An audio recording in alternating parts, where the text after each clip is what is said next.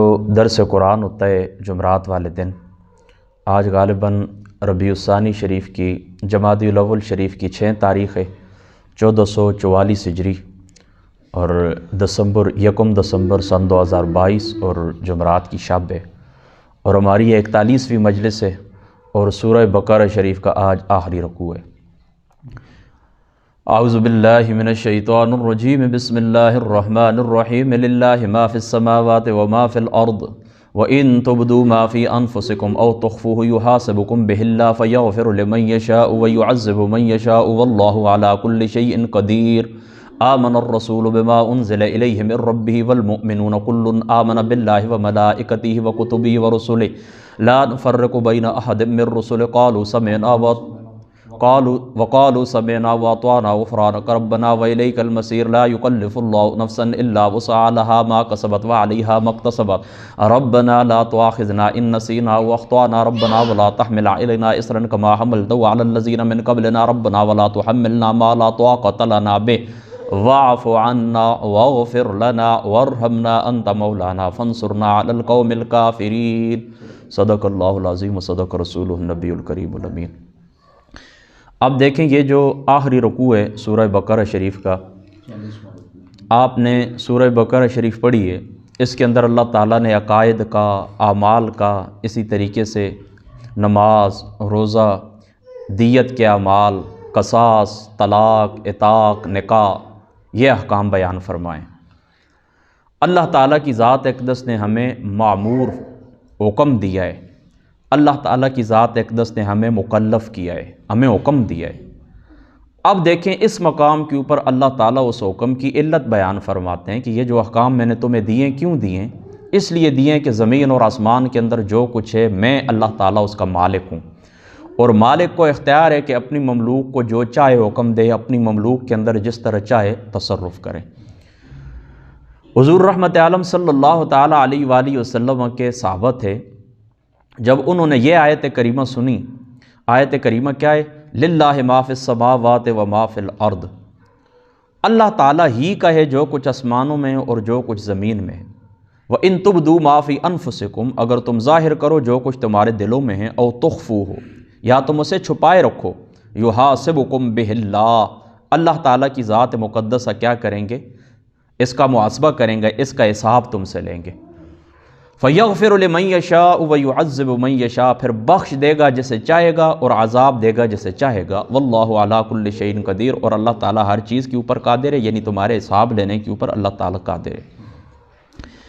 یہاں پر یہ بات یاد رکھیں کہ او تخفوہ یحاسبکم بہ اللہ، وہ اللہ تعالیٰ کی ذات اقدس کیا کریں گے؟ تم ظاہر کرو یا چھپاؤ، وہ تمہارا محاسبہ کریں گے، تم سے حساب لیں گے۔ قاضی بیضاوی رحمۃ اللہ تعالیٰ علیہ آپ اس مقام کے اوپر تفسیر بیضاوی کے اندر فرماتے ہیں کہ یہاں پر اللہ تعالیٰ کی ذات مقدسہ نے رد کیا ہے معتزلہ کا اور اسی طریقے سے روافض کا، وہ حساب کا انکار کرتے ہیں کہ حساب کتاب کچھ چیز بھی نہیں ہے، ان کا رد ہے، ٹھیک ہے، ان کا کیا ہے؟ رد ہے، اللہ تعالیٰ کی ذات اقدس حساب لیں گے۔ اب دیکھیں اعمال 2 طرح کے ہوتے ہیں، ایک اعمال وہ ہوتے ہیں کہ جن کا خارج کے اندر وجود پایا جاتا ہے، اور ایک قلبی اعمال ہوتے ہیں، دل کے اندر مثال کے طور پر حسد رکھنا، کسی برے کام کا ارادہ کرنا، یہ قلبی اعمال ہیں۔ اس کی تفصیل میں نے آپ کو بتا دی تھی کہ ہم ارادہ کس کو کہتے ہیں، عاجز کس کو کہتے ہیں، خطرہ کس کو کہتے ہیں، وسوسہ کس کو کہتے ہیں، یہ پوری بات میں نے آپ کو بتا دی تھی ایک نشست کے اندر، آپ دوبارہ اس کو بیان کرنا تحصیل حاصل ہے۔ سادی سی بات یہ یاد رکھیں کہ یہ حکم ابتداء کے اندر تھا، بعض مفسرین فرماتے ہیں کہ یہ منسوخ ہو چکا ہے۔ کیا؟ یعنی اس طرح نا کہ اللہ تعالیٰ دلوں کے تمہارے جو اعمال ہیں نا، ان کا بھی اللہ تعالیٰ حساب لے گا، دلوں کو جو تمہارے اعمال ہیں، قلوب کے جو تمہارے اعمال ہیں، ان کا بھی اللہ تعالیٰ حساب لے گا۔ دل کے اندر جو خیالات آتے ہیں، تمہارے وسوسے آتے ہیں، اسی قسم کے معاملات ہوتے ہیں۔ اور جو مفسرین فرماتے ہیں کہ نہیں یہ آیت منسوخ نہیں ہے، تو ان کے نزدیک وہ جو آخری درجہ ہوتا ہے عام کا، یعنی جس وقت بندہ پکا ارادہ کر لیتا ہے تو اس کی گرفت ہوگی، اور اس کی گرفت واقعی ہوگی۔ بہرحال بعض مفسرین فرماتے ہیں کہ 1 سال تک یہ حکم تھا، پھر بعد میں اللہ تعالیٰ کی ذات اقدس نے اس کو منسوخ کر دیا۔ تو اعمال جو ہوتے ہیں، قلوب کے، دلوں کے جو اعمال ہوتے ہیں، جس وقت ان کے متعلق آیا کہ اللہ تعالیٰ کی ذات اقدس ان کے اوپر بھی گرفت کریں گے، تو اس کا نتیجہ کیا نکلا ہے کہ حضور علیہ الصلوۃ والسلام کے جو صحابہ تھے، حضرت ابوبکر، حضرت عمر، حضرت معاذ بن جبل، وہ حضور علیہ الصلوۃ والسلام کی بارگاہ پاک کے اندر آئے اور آ کر کہنے لگے اے اللہ تعالیٰ کے رسول، یہ بات تو بڑی سخت ہے کہ اللہ تعالیٰ اگر دیکھیں نا، یعنی جو کچھ ہم سے کوئی مسٹیک ہو جائے، کوئی بتقاض بشریت کوئی لغزش ہو جائے تو ہم اللہ تعالیٰ سے معافی مانگ لیں گے، لیکن جو اعمال دل کے اندر آتے ہیں، جو خیالات آتے ہیں، ان کا تو ہمارے بس کے اندر یہ بات نہیں ہے۔ تو آقا علیہ الصلوۃ والسلام کی ذات اقدس نے انہیں ارشاد فرمایا کہ تم یہودیوں کی طرح یہ نہ کہو کہ سمعنا وعصینا، ہم نے سنا ہے اور ہم نے نافرمانی کی، یعنی بات سن لی ہے لیکن مانیں گے نہیں۔ تم کہو سمعنا واطعنا، ہم نے سنا ہے اور ہم اطاعت کرتے ہیں اللہ تعالیٰ کی۔ تو جس وقت حضور علیہ الصلوۃ والسلام کے صحابہ نے یہ بات کہی کہ سمعنا واطعنا، اللہ پاک ہم نے تیری بات سنی بھی ہے اور ہم اس کے اوپر عمل بھی کریں گے، ہم اطاعت بھی کریں گے، تو پھر اللہ تعالیٰ کی ذات اقدس نے ان کی توصیف بیان فرمائی، اللہ تعالیٰ نے ان کا وصف بیان فرمایا، ان کی شان کو بیان فرما کیا؟ آمن الرسول بما انزل الیہ من ربہ، ایمان لایا یہ رسول اس کتاب پر جو اتاری گئی اس کے رب کی طرف سے، والمؤمنون، اور ایمان لائے سارے کے سارے مومن بھی، یعنی حضور کے صحابہ بھی، کل آمن باللہ وملائکتہ وکتبہ ورسلہ، یہ سب دل سے مانتے ہیں اللہ کو، اس کے فرشتوں کو، اس کی کتابوں کو، اس کے رسولوں کو، ٹھیک ہے۔ یہ ایمانیات کا جو بنیادی بیان ہے نا، یہ اللہ تعالیٰ کی ذات اقدس نے بیان فرما دیا۔ صحابہ پاک کی اللہ تعالیٰ نے توصیف بیان فرما دی کہ یہ اللہ کے اوپر بھی ایمان رکھتے ہیں، ملائکہ کے اوپر بھی، کتابوں کے اوپر بھی، رسولوں کے اوپر بھی۔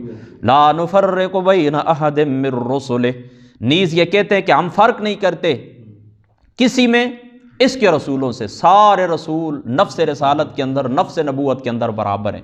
ہاں درجات کے اندر فرق ہے، تلک الرسل فضلنا بعضهم علی بعض، لیکن یہودیوں کی طرح یہ نہیں کریں گے کہ کسی کے اوپر ایمان رکھا اور کسی کو رد کر دیا، اس طرح نہیں، سارے رسولوں کے اوپر ایمان رکھتے۔ وقالوا سمعنا واطعنا، اور انہوں نے کہا ہم نے سنا اور ہم نے اطاعت کی۔ غفرانک ربنا والیک المصیر، ہم طالب ہیں تیری بخشش کے ہمارے رب، اور تیری ہی طرف ہمیں لوٹنا ہے۔ لا یکلف اللہ نفسا الا وسعها، ذمہ داری نہیں ڈالتا اللہ تعالیٰ کسی شخص پر مگر جتنی طاقت ہو۔ کسی شخص کے اوپر قیامت والے دن حساب ہوگا، اس کی جو ایبلٹی ہے، اس کا جو ذہن ہے، اس کی جو کیپیسٹی ہے، اس کے مطابق اللہ تعالیٰ حساب کریں گے۔ کسی کا ذہن بڑا تیز ہوتا ہے، کسی کو اللہ تعالیٰ وسائل زیادہ عطا کرتا ہے، کسی کو اللہ تعالیٰ وسائل تھوڑے عطا کرتا ہے، کسی کو کم نعمتیں دیتا ہے، کسی کو زیادہ نعمتیں دیتا ہے، کسی کے اندر زیادہ وصول کرنے کی صلاحیت ہوتی ہے، کسی کے اندر زیادہ دینے کی صلاحیت ہوتی ہے، کسی کو کیا وصف عطا کیا، کسی کو کیا وصف عطا کیا، تو اس وصف کے مطابق، اس ہمت کے مطابق اللہ تعالیٰ کی ذات اقدس سوال کریں گے۔ اب ایک دیکھیں نا، ایک شخص معذور ہے، اب اس کا اور جو ایک آدمی ٹھیک ٹھاک ہے، اس کا حساب برابر تو نہیں ہو سکتا۔ اسی طریقے سے ایک شخص نابینا ہے، زندگی اس کی آنکھیں نہیں تھیں، اور دوسرا شخص جو وہ بینا تھا، اس کا اور اس کا حساب برابر تو نہیں ہے۔ تو یہاں پر مفسرین نے لکھا ہے کہ یہ اللہ تعالیٰ کی رحمت کا بیان ہے، یہ آیت کریمہ اللہ تعالیٰ کی رحمت کا مظہر ہے۔ اور یہ جو سورہ بقرہ شریف ہے، اس کے اندر ایک آیت اور آپ نے پڑھی تھی بڑی افضل، وہ کون سی تھی؟ آیت الکرسی، ٹھیک ہے۔ توحید کے بیان کے اندر قرآن پاک میں سب سے افضل آیت کون سی تھی؟ آیت الکرسی تھی۔ اور پھر یہ آیت سورہ بقرہ شریف کے آخر کے اندر دعا کے حساب سے سب سے بہترین دعا ہے۔ ہاں کیا ہے یہ؟ سب سے بہترین دعا ہے۔ اور آگے میں آپ کو بتاتا ہوں، لا یکلف اللہ نفسا الا وسعها، ذمہ داری نہیں ڈالتا اللہ تعالیٰ کسی شخص پر مگر جتنی طاقت ہو اس کی۔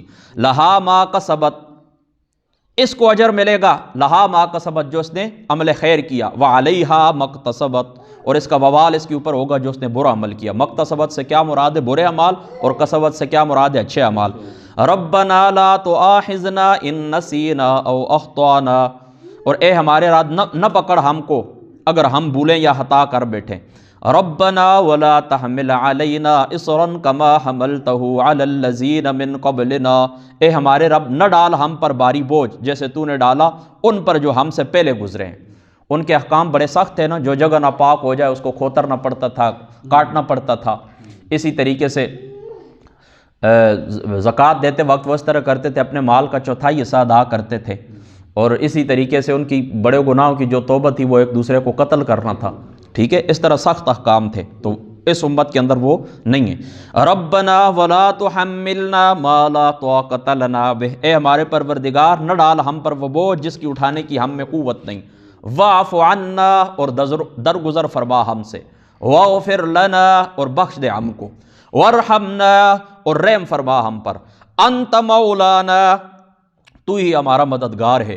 فانصرنا علی القوم الکافرین، ٹھیک ہے، ہماری مدد فرما کفار کے مقابلے میں، ٹھیک ہے۔ یہاں پر ہمارا درس مکمل ہو گیا۔ صرف یہ بات آپ نے یاد رکھنا ہے کہ تفسیر قادریہ والے لکھتے ہیں کہ حضرت معاذ بن جبل جس وقت اس طرح اختتام کرتے تھے نا اس سورت کے اوپر تو آمین کہتے تھے، کیونکہ یہ دعا ہے نا، لہٰذا آپ بھی کہیں آمین آمین، ٹھیک ہے۔ یہ دعا ہے نا اللہ تعالیٰ کی بارگاہ میں، اور یہ سب سے افضل دعا ہے، ٹھیک ہے۔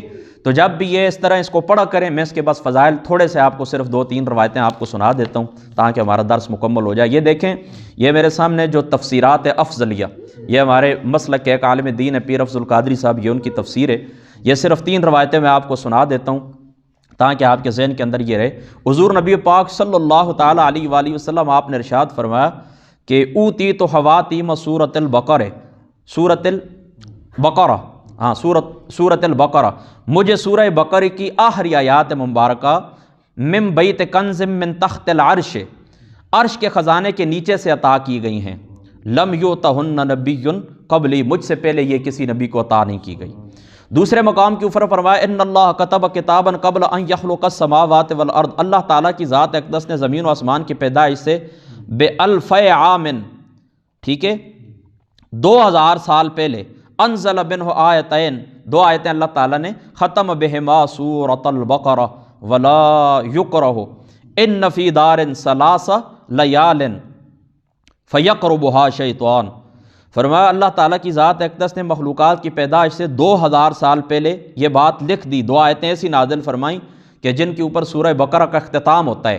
فرمایا جس گھر کے اندر یہ 2 آیتیں 3 راتیں پڑھی جائیں تو ایسا نہیں ہو سکتا کہ شیطان اس گھر کے اندر داخل ہو سکے۔ کتنی راتیں؟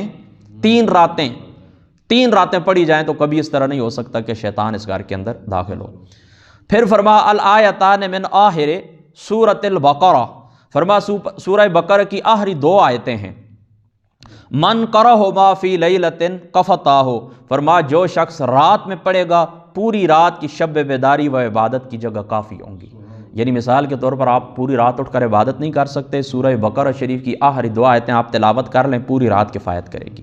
اور اس کا ہاں بالکل، بہرحال یہ ایک کافی ہونے سے یہ مراد بھی ہے، یعنی ایک تو عبادت کی جگہ کافی ہوگی اور باقی جو شیطان کے حملے ہوتے ہیں رات کے وقت یا چوری ڈاکے کا خطرہ ہے اس کے لیے بھی کافی ہے۔ فأوتی رسول اللہ صلی اللہ تعالیٰ علیہ وسلم ثلاثا، ٹھیک ہے، معراج کی رات حضور علیہ السلام کو 3 چیزیں عطائیں، اوتی الصلاۃ الخمسہ، 5 نمازیں عطائیں، وأوتی خواتیم سورۃ البقرہ، اور سورہ بقرہ کا اختتام، وغفر لمن یشرک باللہ من امتی شیئا، اور جو بندہ اللہ تعالیٰ کی ذات اقدس کے ساتھ کسی کو شریک نہ ٹھہرائے اس کی اللہ تعالیٰ کی ذات اقدس بخشش فرما دیں گے۔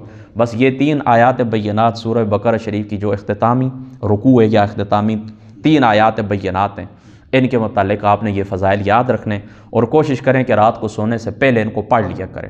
ویسے بھی ان کا وظیفہ کرتے رہے کریں۔ میں آپ کو پہلے بھی بتا چکا ہوں کہ سورہ بقرہ شریف کی پہلی جو سورت تھی نا آیت الکرسی، یہ توحید کے باب میں اور دعا کے باب میں یہ بالکل اس کے مقابل بہت ہی عظیم اور افضل رکوع ہے، ٹھیک ہے، اس کو آپ نے یاد رکھنا ہے۔ اللہ تعالیٰ کی ذات اقدس عمل کی توفیق عطا فرما، واخر دعوانا الحمدللہ رب العالمین۔